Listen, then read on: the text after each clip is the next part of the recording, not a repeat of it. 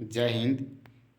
आज हम आप लोगों के लिए बहुत ही इम्पोर्टेंट क्वेश्चन को लेकर आए हैं, जो कि एग्ज़ाम में अक्सर पूछे गए हैं क्वेश्चन को, और उसी क्वेश्चन को आज मैं प्रीव्यू कराने जा रहा हूं। तो चलिए वीडियो को स्टार्ट करते हैं। आप लोग से एक छोटी सी रिक्वेस्ट है, अगर आप सभी ने हमारे यूट्यूब चैनल को सब्सक्राइब नहीं किया है तो प्लीज़ सब्सक्राइब कर ले। ये नयन पाठशाला फ्लावर। चलिए वीडियो को स्टार्ट करते हैं। विश्व की, आप थोड़ा से जूम कर देता हूँ ताकि सभी को दिखे।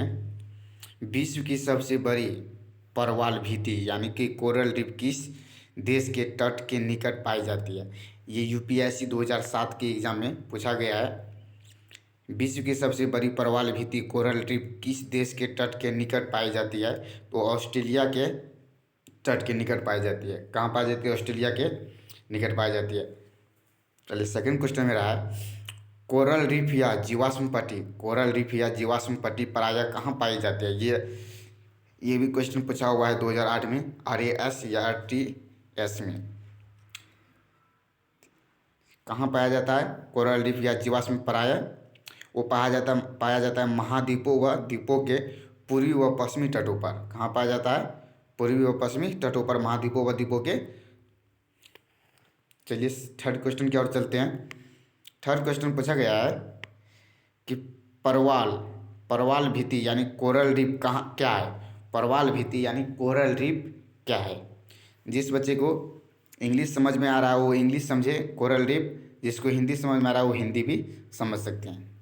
ठीक, तो कहाँ है ये? समुद्री जीवों द्वारा निर्मित भित्ति है। समुद्री जलों द्वारा निर्मित भित्ति है। ये क्या है? समुद्री जलों द्वारा निर्मित भित्ति है। परवाल भित्ति क्या है? समुद्री जीवों द्वारा निर्मित भित्ति है।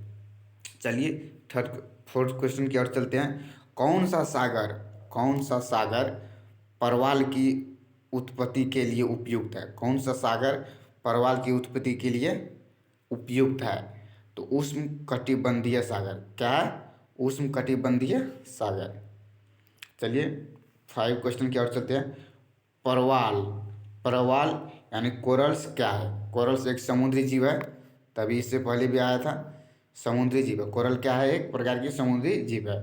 परवालों के विकास के लिए औसत सागरीय लवणता कितनी होनी चाहिए? परवालों के विकास के लिए औसत सागरीय लवणता कितनी होनी चाहिए? वो जो होनी चाहिए 27% से लेकर 32% तक होना चाहिए। कितना परसेंट होना चाहिए? 27% से लेकर 32% तक होना चाहिए। चलिए 7 क्वेश्चन है, परवाल भित्तियाँ मुख्य रूप से कहाँ पाई जाती है? परवाल भित्तियाँ, जो कि परवाल होती है, कोरल जो होता है, उसकी भित्तियाँ मुख्य रूप से बोल रहा है कहाँ पाया जाता है? तो ये पाया जाता है 30 डिग्री न्यूट्रल से लेकर 30 डिग्री सेकेंड अक्षांश के मध्य से। ठीक है, चलिए अगले क्वेश्चन की ओर चलते हैं। समुद्री तट के कुछ दूर हटकर बनी परवाल भित्ति क्या कहलाती है? समुद्री तट की यानी समुद्री तट से कुछ दूर हटकर बनी परवाल भित्ति क्या कहलाती है? तो क्या कहलाती है? चलिए इसका आगे दिया हुआ है आंसर, तो आगे देख लेते हैं।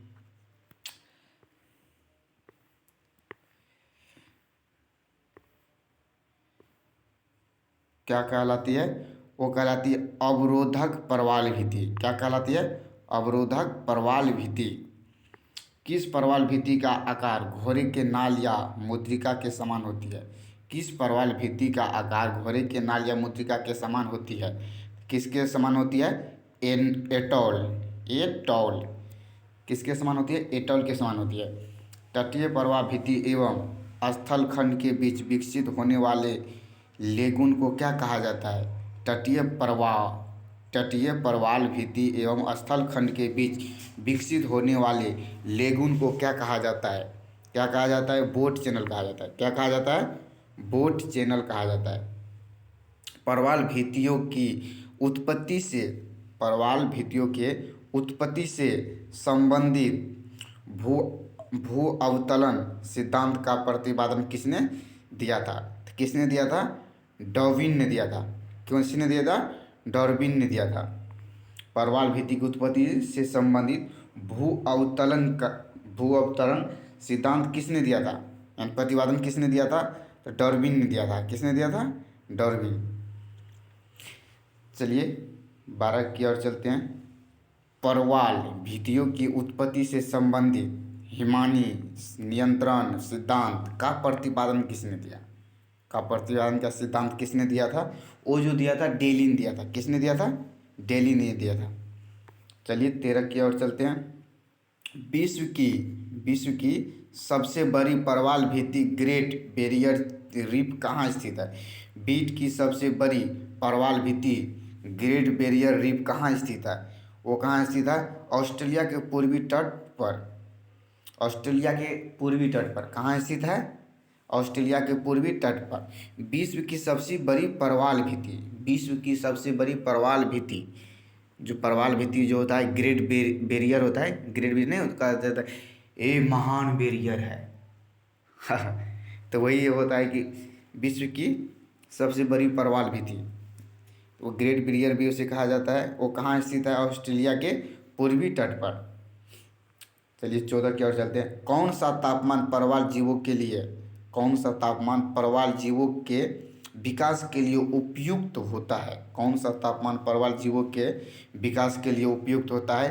वो जो होता है 65 डिग्री एफ से 70 डिग्री एफ तक। ठीक है, चलिए नेक्स्ट क्वेश्चन की ओर चलते हैं। ऑस्ट्रेलिया के पूर्वी तट पर स्थित ग्रेट बैरियर रीफ किस परवाल भित्ति का उदाहरण है? ऑस्ट्रेलिया के पूर्वी तट पर, ऑस्ट्रेलिया के पूर्वी तट पर स्थित ग्रेट बैरियर किस परवाल भित्ति का उदाहरण है? किस परवाल भित्ति का उदाहरण है? वो जो है अवरोधक परवाल भित्ति का उदाहरण है। किसका है? अवरोधक